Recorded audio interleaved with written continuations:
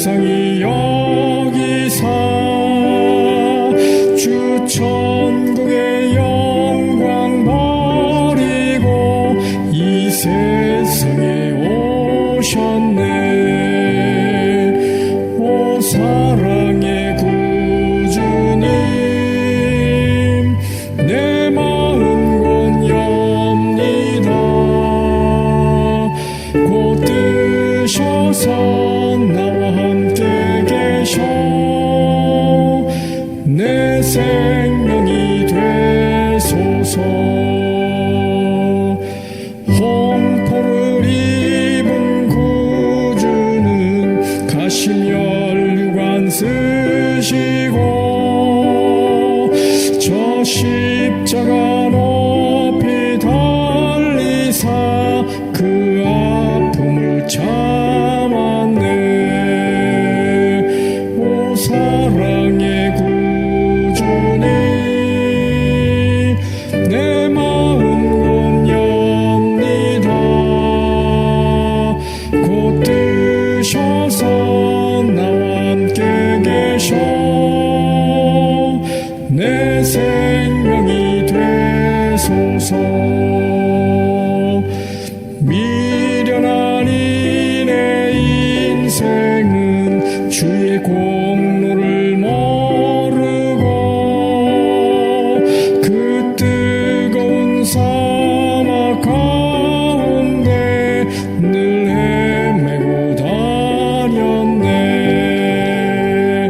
오 사랑의 구주님, 내 마음 권엽니다. 곧 뜨셔서 나와 함께 계셔 내 생명이 되소서.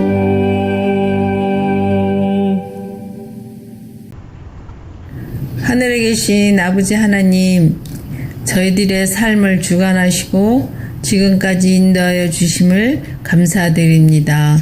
저희들이 하나님을 더욱더 사모하고 말씀으로 은혜 받고 위로받고 이렇게 살면서 주님의 재림을 기다리고 있습니다. 하나님, 세상은 지금 질병으로 너무나 많은 사람들이 고통을 받고 있습니다. 주님의 손길로 저희들을 어루만져 주시고 주님의 자녀들을 용서하여 주시고 이 지구를 새롭게 하여 주시옵소서. 그러므로 더욱더 하나님께 감사하는 생애를 살며 주님의 오심을 기다릴 수 있도록 도와주시옵소서. 특별히 저희 로즈미드 교회를 사랑하시어 나이 드신 우리 성도님들과 또 저희 모든 성도님들이 삶에 있어서 지치지 않고 예수님의 사랑을 잊지 않도록 살게 하여 주시옵소서. 이 시간 안식일 시작하는 시간이 오니 저희들의 몸과 마음이 안식일을 위한 정말 하나님을 사랑하는 마음으로 이 안식일을 잘 지킬 수 있도록 도와주시고 목사님의 말씀으로 은혜 받고 깨달음 갖게 하여 주시고 우리의 삶을 끝까지 지켜주시고 보호하여 주시옵소서. 모든 은혜에 감사드리오며 예수님의 이름으로 간절히 기도드립니다. 아멘.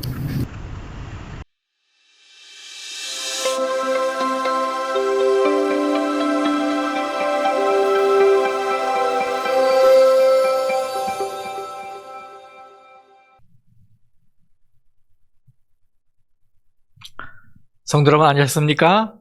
네, 행복한 안식일입니다. 여러분 마음에 하늘의 평화가 가득 임하기를 주님의 이름으로 축원합니다. 이번 한 주는 어느 날 굉장히 바람도 많이 부는 날이 있었어요.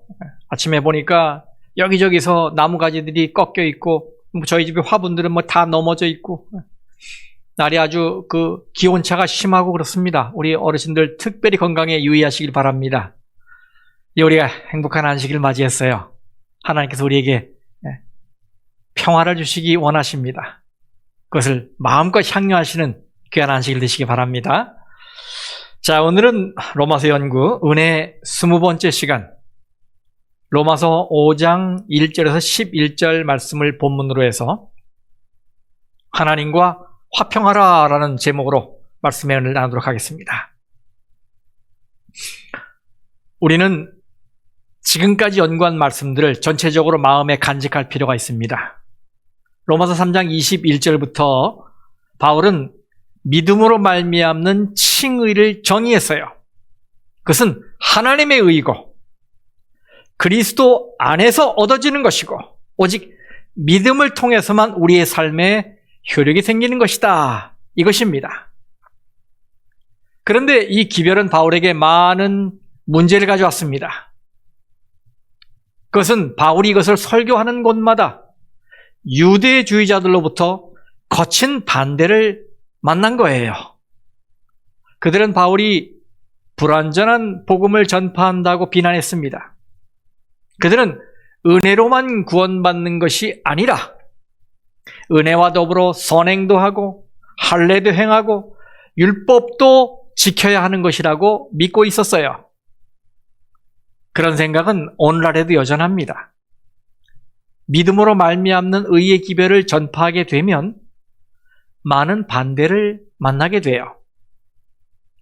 그래서 바울은 믿음으로 말미암는 이 칭의의 교리를 변호하고 유대주의자들의 삼중 논리, 즉 선행, 할례, 율법 준수를 대항하여 오직 은혜의 복음을 옹호하는 데 사장 전체를 할애했어요. 하지만 바울은 이 칭의의 당연한 열매로 하게 되는 행위를 반대하는 사람은 아니었습니다. 또 바울은 할례를 반대하는 사람도 아니었어요. 또 그는 율법에 순종하는 것을 반대하는 사람도 아니었습니다. 단지 이것들이 구원의 수단이 되거나 의를 얻기 위해 쌓여져야 할 공적이 될 때에만 그는 필사적으로 싸웠던 거예요. 에베소서 2장을 보면 바울은 세 절에 행위라는 단어를 2번 사용하면서 한 번은 부정적으로 다른 한 번은 긍정적으로 사용했어요. 우리 말씀을 좀 보겠습니다. 에베소서 2장 8절에서 10절까지입니다. 너희는 그 은혜에 의하여 믿음으로 말미암아 구원을 받았으니 이것은 너희에게서 난 것이 아니요 하나님의 선물이라. 행위에서 난 것이 아니니, 여러분 중요합니다. 여기가 잘 보세요. 행위에서 난 것이 아니니 이는 누구든지 자랑하지 못하게 함이라. 우리는 그가 만드신 바라 그리스도 예수 안에서 선한 일을 위하여 지으심을 받은 자니 이 일은 하나님이 전에 예비하사 우리로 그 가운데서 행하게 하려 하심이라. 한 번은 부정적으로 한 번은 긍정적으로 사용했어요. 행위에서 난 것이 아닌데 행하게 하려 하심이라 이렇게 말했어요. 구원은 은혜로 주어지는 하나님의 선물입니다. 바울은 8절에서 그것을 말했죠. 그러면서 9절에서 보충 설명하는 거예요. 다시 말하면 은혜로 주어지는 것이니 그 누구도 자신의 행위를 내세울 수 없다는 것입니다. 우리의 행위는 우리가 의를 얻는 일에 아무런 기여를 하지 못합니다. 그런데 여러분 10절 말씀을 보세요. 우리는 선한 일을 하도록 예수 그리스도 안에서 지음을 받은 자라는 것입니다.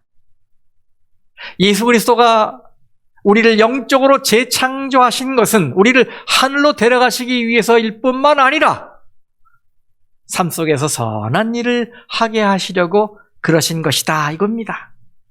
이 선한 일은 구원을 얻기 위한 행위가 아니라 이미 구원받은 이미 의롭게 된 믿음으로 말미암는 칭의의 열매예요. 디도서 3장에도 이와 비슷한 말씀이 나옵니다. 말씀을 보겠습니다. 디도서 3장 4절 5절. 우리 구주 하나님의 자비와 사람 사랑하심이 나타날 때에 우리를 구원하시되 우리가 행한 바 의로운 행위로 말미암지 아니하고 오직 그의 긍휼하심을 따라 중생의 씻음과 성령의 새롭게 하심으로 하셨나니. 하나님이 우리를 구원하신 것은 우리의 의로운 행위 때문이 아니라는 거예요. 그러면서 8절에서 이렇게 말씀하고 있죠. 이 말이 미쁘도다. 원하건대 너는 이 여러 것에 대하여 굳세게 말하라.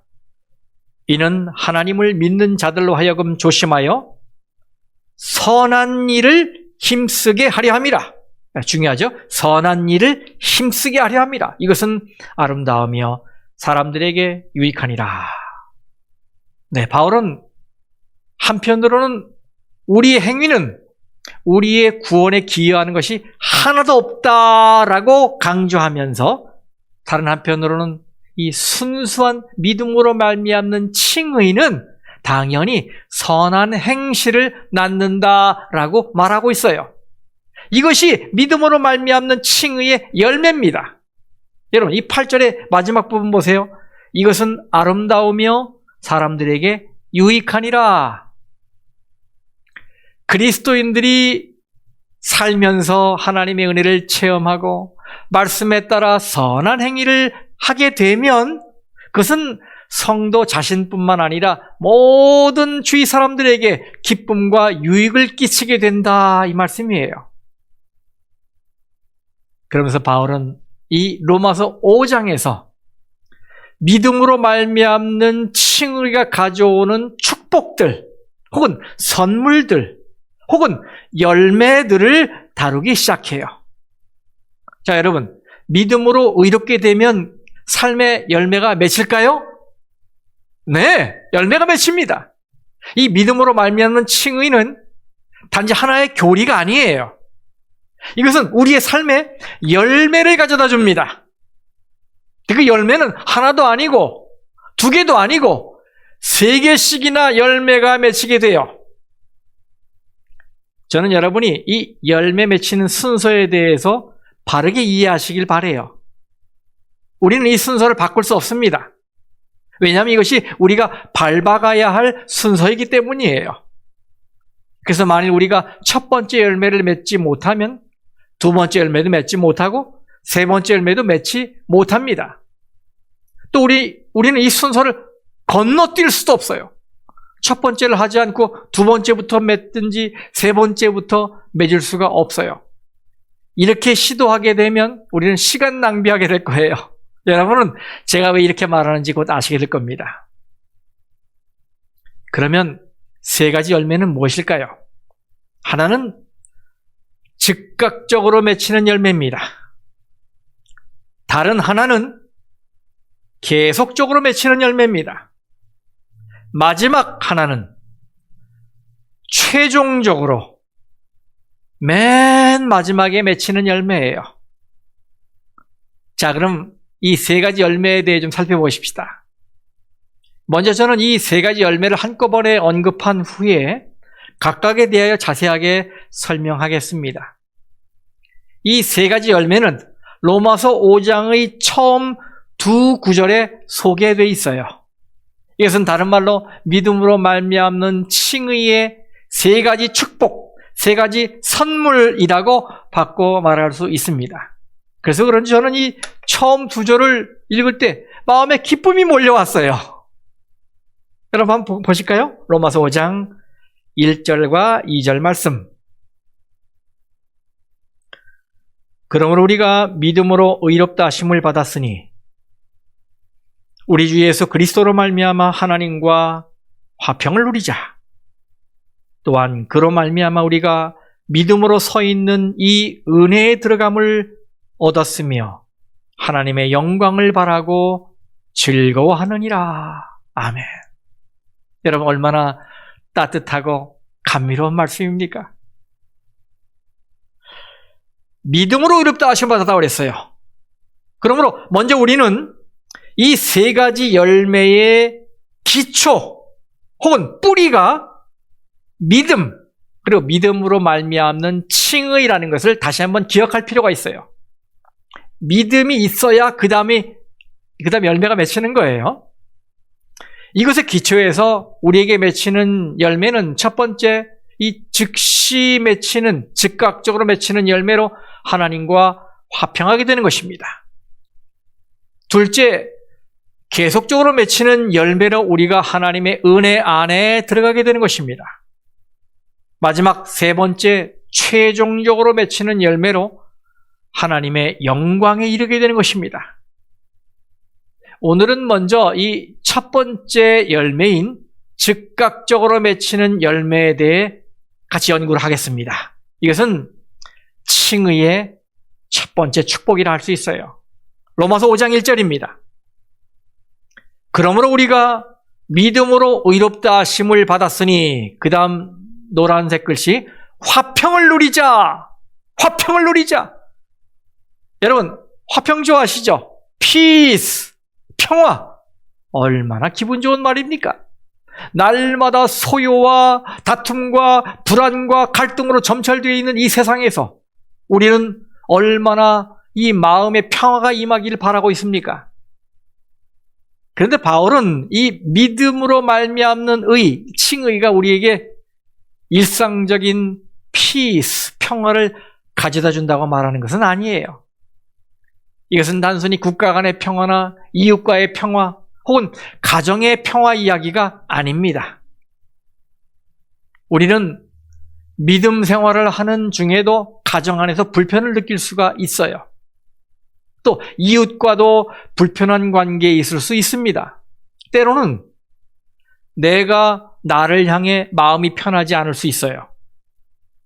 근데 바울은 우리의 일상에서 느끼는 피스, 평화에 대해 말하고 있는 것이 아닙니다. 다시 5장 1절이요. 그러므로 우리가 믿음으로 의롭다 하심을 받았으니 누구와 화평을 누리자고요? 하나님과 화평을 누리자. 그렇습니다. 이 바울은 하나님과의 화평에 대해 이야기하고 있는 것입니다. 이것은 어떤 느낌적인 정서상의 평화나 상대와 상관없이 자기만 느끼는 주관적인 평화가 아니고 상대와 더불어 느끼는 객관적인 평화, 그리고 관계상의 평화예요. 직장에 다니시는 분들에게 직장 생활을 하면서 가장 힘든 부분이 무엇이냐고 물으면 대부분 월급이 적은 것이나 업무가 과하게 주어지는 것, 이런 것들을 드는 게 아니라 직장 동료들, 인간관계가 가장 힘들다고 대답합니다. 이 관계가 나빠지면 모든 일에 힘이 들어요. 그리고 마음이 힘들기 때문에 행복해질 수가 없는 것이지요. 하지만 넓은 집에 사는 것보다 가족의 관계가 원만하면 행복합니다. 아무리 맛있는 음식이라도 관계가 불편한 사람과 같이 먹으면 체하게 되잖아요. 하지만 아무리 맛있는 음식이라도 관계가 좋고 사랑하는 사람과 함께 먹으면 맛있게 먹을 수 있어요. 네, 우리가 맺어야 할 관계들이 많은데 그 가운데서 가장 시급하고 중요한 관계는 하나님과의 관계입니다. 바울은 그 하나님과 화평을 누리자라고 말하고 있어요. 그가 하나님과의 화평을 이야기하는 걸 보니 그 전에 하나님과 우리 사이에 전쟁이 있었다는 것이 전제되어 있어요. 네, 지금까지 우리가 연구한 대로 우리는 본래 하나님과 평화로운 관계를 가질 수 없는 존재였어요. 하나님과는 상극 관계였다는 말이에요. 이 사실을 단적으로 표현해주는 말이 10절에 나옵니다. 곧 우리가 원수되었을 때에, 네, 우리는 하나님과 원수였습니다. 하나님과 전쟁 상태에 있었기 때문이에요. 여러분, 왜 우리가 하나님과 원수지간이었습니까? 죄를 지었기 때문입니다. 죄는 하나님과 우리 사이에 싸움을 부추깁니다. 하나님은 단 하나의 죄도 용납하실 수가 없으시기 때문이에요. 죄를 볼 때 하나님의 품성이 보이는 반응은 분노입니다. 진노예요, 진노. 이것은 우리를 싫어해서가 아니라 작은 오점도 없는 성결하고 거룩한 성품 때문이에요. 그래서 우리는 하나님과 같이 있을 수가 없어서 자연스럽게 하나님에게서 멀어졌지요. 그러니까 동시에 샬롬, 평화를 잃어버렸어요. 그래서 시편 기자가 이렇게 노래합니다. 시편 38장 3절 말씀. 주의 진노로 말미암아 내 살에 성한 것이 없사오며 나의 죄로 말미암아 내 뼈에 평안함이 없나이다. 죄로 말미암아 내 뼈에 피스가 없다. 평안이 없다. 네, 여러분, 하나님과 심각한 적대 관계에 있으니 창조주 앞에서는 형편없는 약자인 우리 피조물이 어떻게 마음의 평안을 가질 수가 있겠습니까? 그 앞에서 우리는 두려움과 공포를 느낄 수밖에 없는 거예요. 그런데 하나님이 법적으로 우리를 의롭다고 선언하셨어요. 여기 5장 1절 말씀에 의롭다 하심을 받았으니 라는 말이 나오잖아요. 이건 법적 선언이라고 말씀드렸지요. 예, 누구도 무효할 수 없는 하나님의 법적 확증입니다. 확증. 이것은 우리를 참소하며 낙심하게 하려는 원수 사탄도 바꿀 수가 없어요. 또 이 단어에 쓰인 동사는 부정과거 혹은 단순 과거 수동태입니다. 무슨 의미인가 하면 그것은 하나님에 의해 이미 일어난 일이다라는 말이에요. 과거에 이미 일어난 일이다 이 말이에요.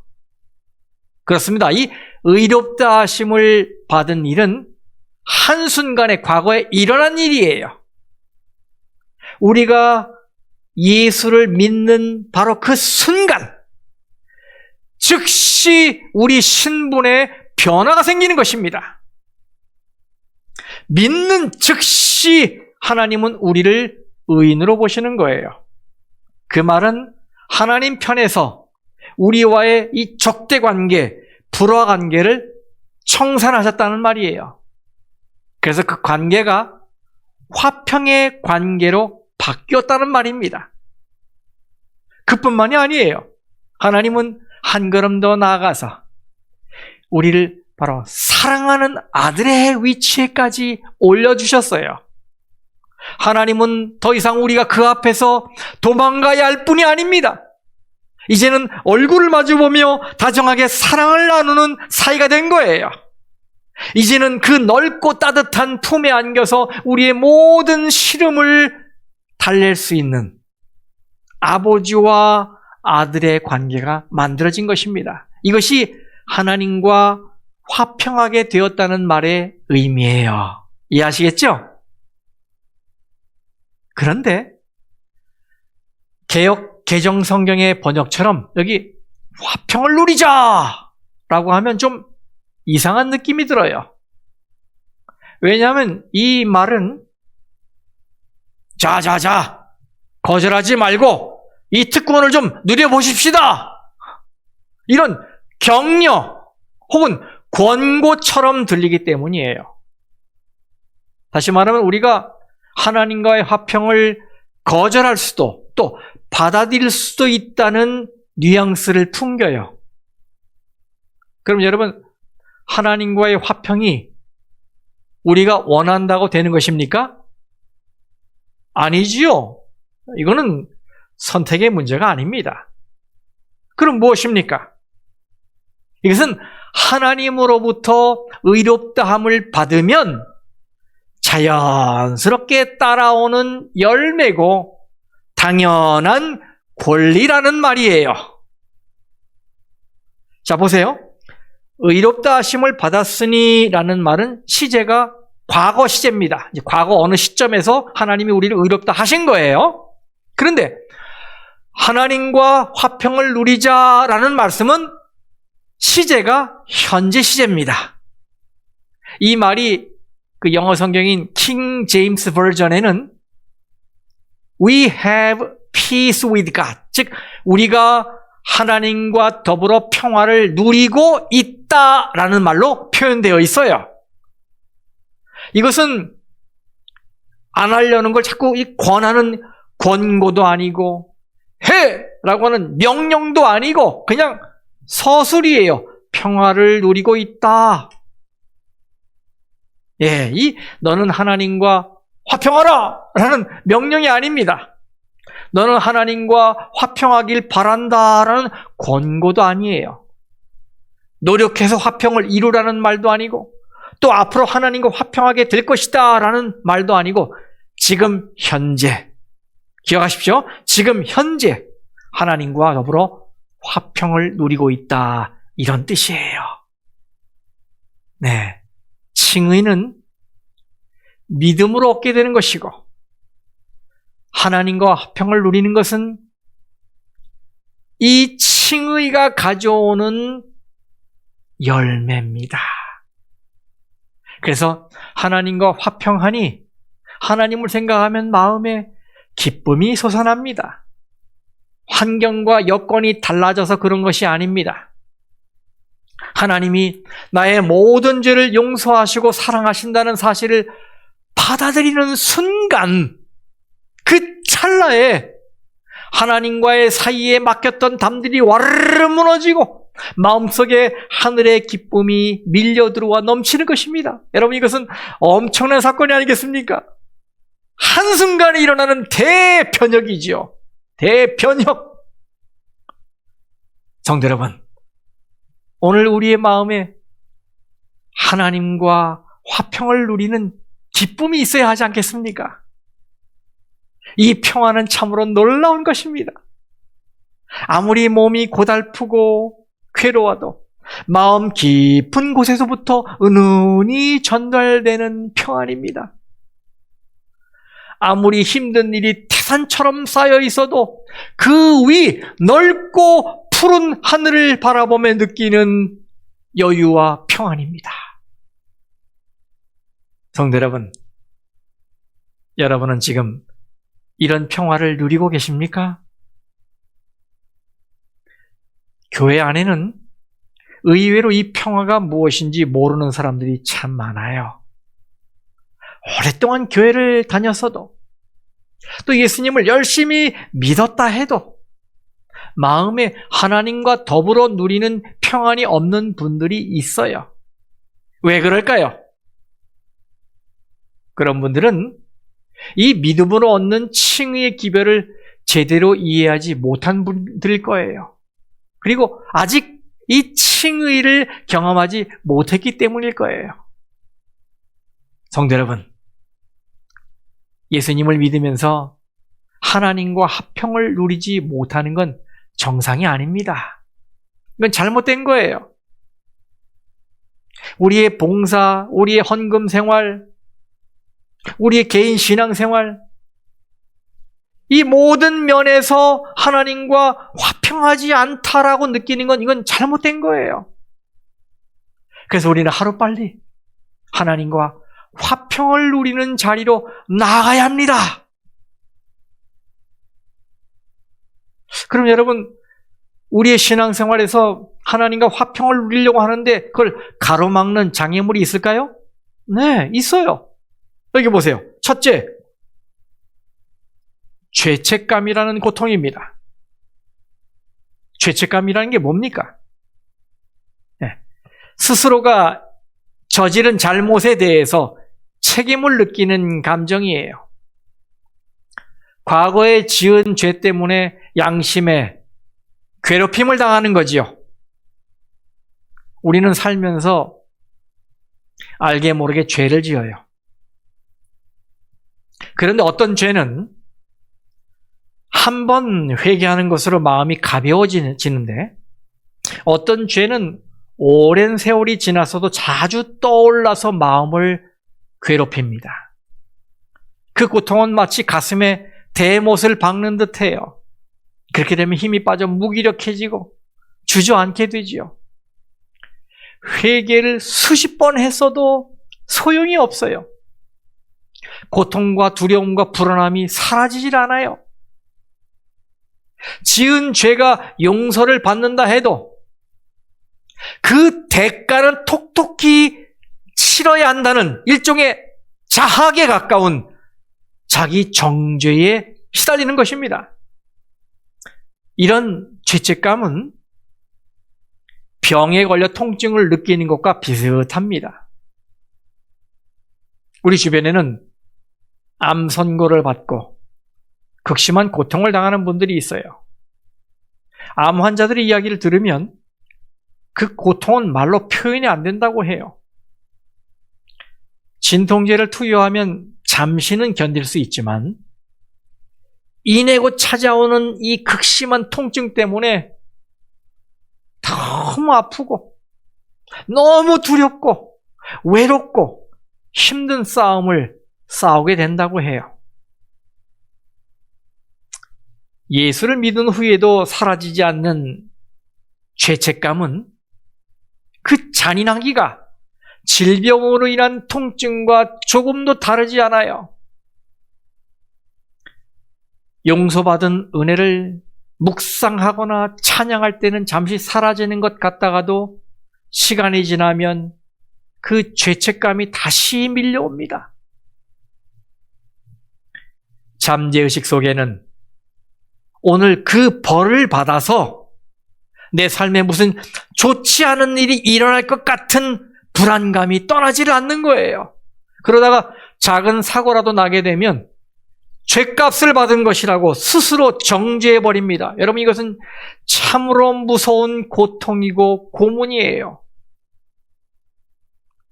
간혹 이런 죄책감을 벗지 못한 채 오랜 세월 교회를 다니는 분들이 있어요.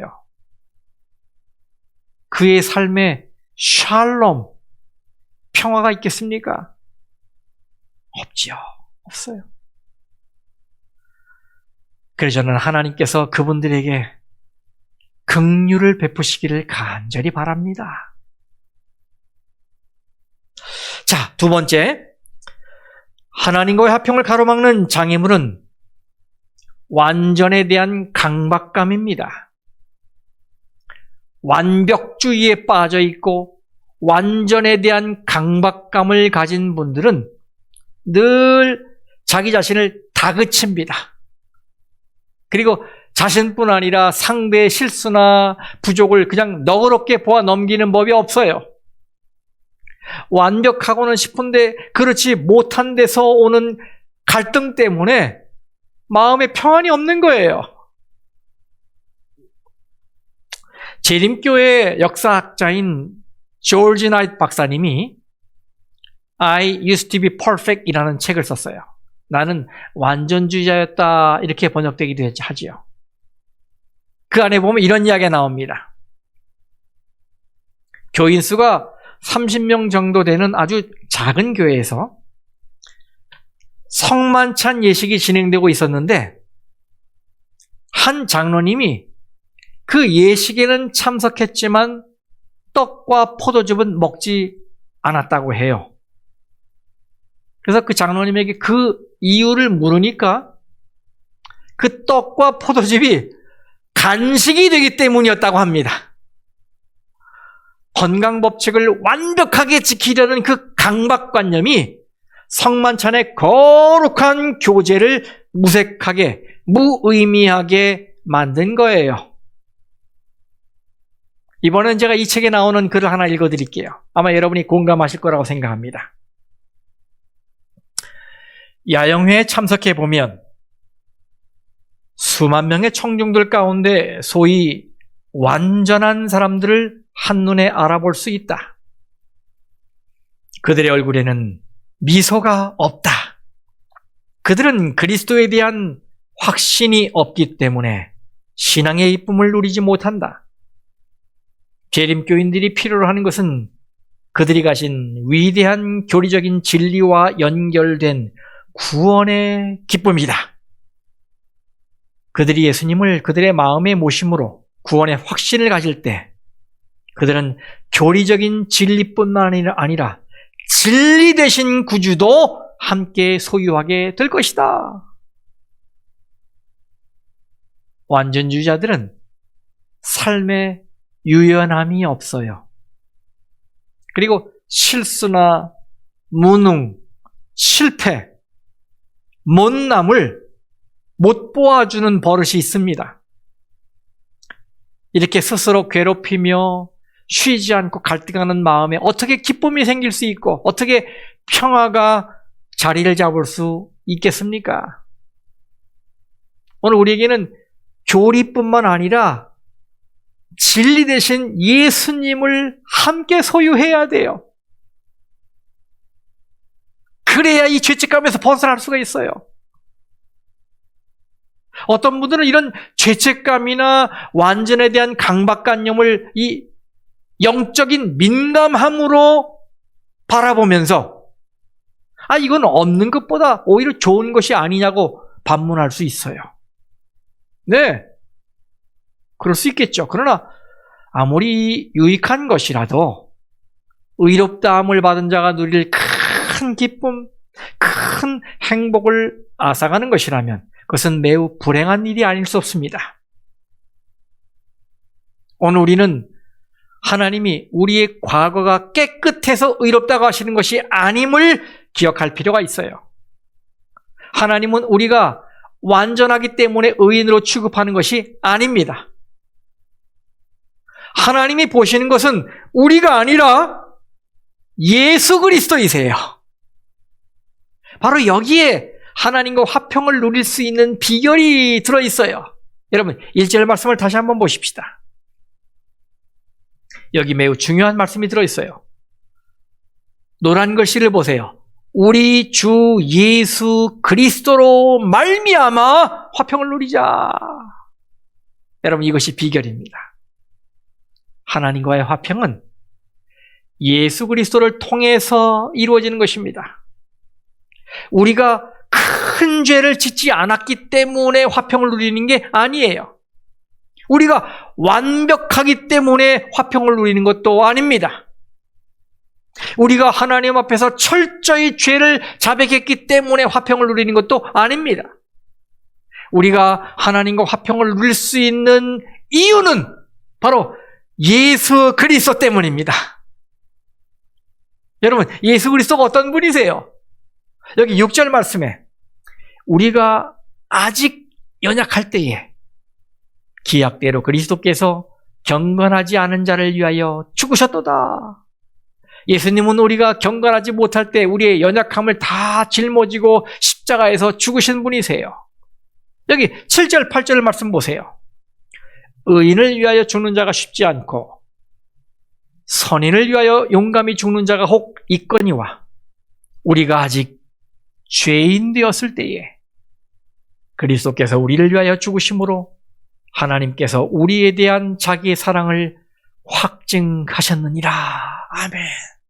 예수님은 우리가 죄인 되었을 때에 그 죄값을 대신 짊어지고 십자가에 죽으심으로 하나님의 사랑을 우리에게 안겨주신 분이십니다. 이 9절 말씀 보세요. 그러면 이제 우리가 그의 피로 말미암아 의롭다 하심을 받았으니 더욱 그로 말미암아 진노하심에서 구원을 받을 것이니. 예수님은 우리를 하나님의 진노에서 벗어나게 하신 분이세요. 여기 10절 말씀 보세요. 곧 우리가 원수 되었을 때에 그의 아들의 죽으심으로 말미암아 하나님과 화목하게 되었은즉 화목하게 된 자로서는 더욱 그의 살아나심으로 말미암아 구원을 받을 것이니라. 그뿐 아니라 이제 우리로 화목하게 하신 우리 주 예수 그리스도로 말미암아 하나님 앞에서 또한 즐거워하느니라. 아멘. 예수님은 자신의 죽음을 통해 원수된 우리를 하나님과 화목해 하신 분이십니다. 우리는 이 예수로 말미암아 하나님과 화평을 누리게 되었어요. 우리의 평안은 전적으로 십자가에서 죽으신 예수님이 가져다 준 은혜이고 선물입니다. 그럼에도 불구하고 놀랍게도 우리는 예수님보다 나 자신에게 더 많은 비중을 두는 아주 나쁜 버릇이 있어요.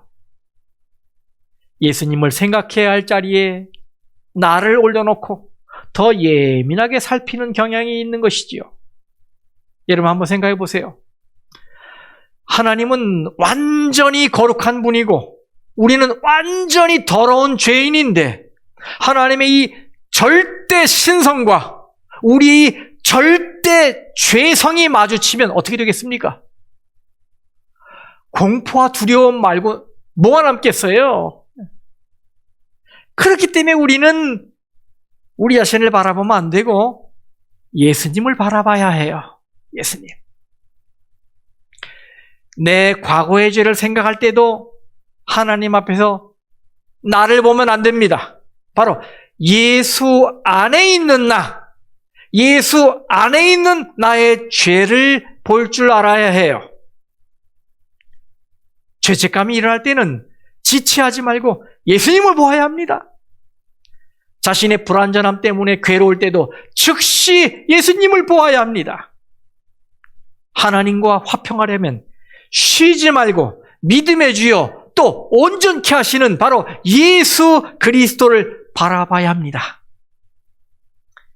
마귀가 옆에서 아무리 북치고 장구를 치며 우리의 시선을 끌려 해도 우리는 예수 그리스도에게서 눈을 떼지 말아야 해요. 아이를 키워보신 분들은 잘 알 거예요. 이 낯가림이 심한 아기를 엄마가 안고 있을 때 옆에 가서 그 아이에게 이리온 하면서 이 팔을 벌리면 아이가 어떻게 합니까? 엄마 쪽으로 고개를 휙 돌립니다. 그럼 다시 반대편으로 가서 아가야 이리온 하고 이 팔을 벌리면 어떻게 해요? 다시 한번 냉정하게 고개를 또 돌립니다. 우리가 마귀에 대해 이렇게 대적해야 돼요. 마귀가 나의 과거의 죄를 들고 와서 이리온 하면 어떻게 해야 되겠어요? 우리는 즉시 예수님을 향해 고개를 돌려야 하는 것입니다. 마귀가 또 반대편으로 와서 이리온 내 실수를 들춰가면서 내 과거의 죄들을 들춰가면서 이것 좀 봐 하면 어떻게 해야 되겠어요? 우리는 주저하지 말고 고개를 돌려 예수님을 바라봐야 합니다. 예수님이 우리를 위해 마련하신 하나님과의 화평의 길을 단순한 믿음으로 붙잡으시길 바라고 그리고 그 기쁨을 누리는 성도가 되시기를 간절히 바랍니다. 괜히 엉뚱한 이론과 교리에 갇혀서 이 칭의가 주는 보너스 축복, 보너스 선물을 놓쳐버리고 삶의 기쁨을 잃어버리는 이 불행한 성도가 되지 않기를 바랍니다. 월스트리트의 마녀라고 불리던 해리 그린 여사의 이야기입니다. 그녀는 남북전쟁 이후 대호황기에 정말 최고의 부자로 살았던 여성이에요. 그런데 이 여성에게 붙여진 별명은 미국 역사상 가장 지독한 구두쇠였어요. 그녀가 얼마나 인색했던지 우리가 구두쇠의 대명사를 알고 있는 그 스크루리지는 오히려 자선사업가처럼 보였다고 합니다. 그녀는 이 살벌한 추위에도 자기 아파트의 난방비를 아끼려고 주로 사무실에서 잠을 잤다고 그래요. 음식이 차가워도 전기가 든다고 데워서 먹지 않았다고 합니다. 그뿐만 아니라 자기 아들이 다리를 다쳤는데도 병원비를 아끼려고 무료 진료소를 찾아가서 집이 없는 사람인 척, 이 홈리스인 척 하다가 정체가 드러나자 도망을 쳤어요. 그리고는 자신이 직접 아들의 다리를 치료하다가 그만 치료 시기를 놓치는 바람에 아들의 다리를 절단하게 되었다고 합니다. 그리고 그녀는 이 미국의 각 주에 조그만 아파트를 전전하며 살았어요. 왜 그랬냐면 그녀에게 부과될 세금을 피하기 위해서였다고 합니다. 노년에는 탈장으로 고생하면서도 $150의 수술비를 절약하기 위해 치료를 하지 않았어요. 그렇게 살다가 1916년에 81세를 일기로 세상을 떠났습니다. 이 이야기가 그 백과사전에 다 기록이 돼 있어요. 그런데 여러분, 이 해리 그린 이 여사가 남긴 유산이 어느 정도였는지 아십니까? 자그마치 $1억. 1억 달러. 통장에 돈이 그렇게 많이 있었어요. 근데 여러분, 통장에 돈을 그렇게 많이 넣어 놓으면 뭐합니까? 가지고 있는 것을 누리지 못하고 쓸 줄 몰랐는데 그 여인이 행복한 여인이었을까요? 아니에요. 불행한 여인이에요. 불쌍한 여인이에요. 성도 여러분, 마찬가지로 우리도 하나님의 자녀가 되어 엄청난 축복 속에 살고 있지요. 그리고 하늘 아버지께 구하기만 하면 엄청난 복을 누릴 수가 있어요. 그런데 혹 그것을 누리지 못하며 살고 있지는 않습니까? 하지만 우리가 믿음으로 얻는 이 칭의의 우산 속으로 들어오게 되면 즉각적으로 바로 그 순간 하나님과 평화를 누리게 되는 것입니다. 이걸 깨달아야 돼요. 그리고 그것은 계속되는 일입니다. 이것이 첫 번째 열매인 하나님과의 화평입니다. 그래서 오늘 저녁 제가 여러분에게 묻습니다. 성도 여러분, 여러분은 지금 하나님과 화평의 관계에 있으십니까?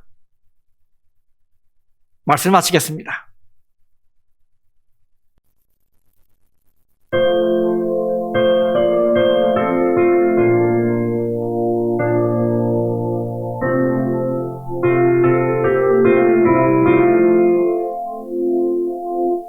죄짐 맡은 우리 구주 어찌 좋은 친구인지 걱정 근심 모든 것을 고한 사람 복 받네 주께 굳지 않는 고로 복을 얻지 못하네 사람들이 주님 앞에 어찌 아니고 하나 시험 걱정 모든 괴로 없는 사람 누군가 부질없이 낙심 말고 기도 드려고 하세 이런 진실하신 친구 찾아볼 수 있을까 우리 약함하는 주께 어찌 아니고 하나 근심되는 중한 짐을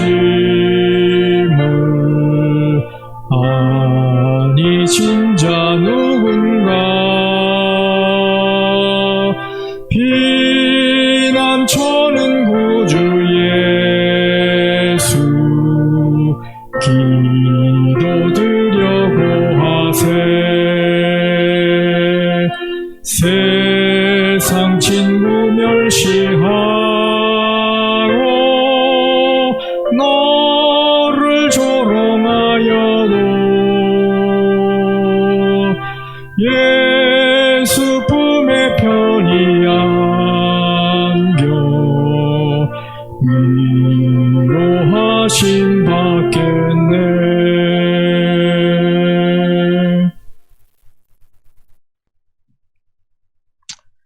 하늘에 계신 우리 아버지 하나님, 이 저녁에 예수 그리스도로 인하여 우리 마음에 하나님과 화평의 관계 있게 하시니 참으로 감사합니다.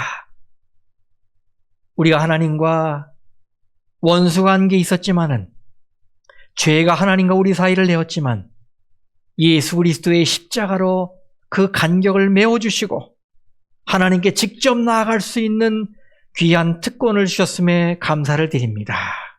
아버지, 우리가 살면서 하나님과 이 화평의 관계에 있다는 사실을 잊지 않게 도와주시고 이 화평을 누릴 수 있게 해주시옵소서. 하나님께서 우리에게 많은 축복을 주심에도 불구하고 우리가 그것을 깨닫지 못하고 누리지 못하면 우리가 얼마나 불쌍한 사람이 되겠습니까? 아버지 하나님, 예수 그리스도로 인한 이 놀라운 칭의의 열매, 이 축복, 이 선물을 우리가 깨달으며 향유하는 저희들 되게 도와주시옵소서. 우리의 삶 속에서, 우리의 신앙생활 속에서 하나님께 거리낌이 없는 하나님과 화평한 그런 삶을 살도록 우리 모두를 축복해 주시옵소서. 이 안식일 밤에 우리 가정에 임하시고 우리 마음에 임하시고 그래서 하나님과 즐거운 교제를 나누는 아름다운 하루가 되도록 역사해 주시옵소서. 예수님의 이름으로 간절히 기도합니다. 아멘.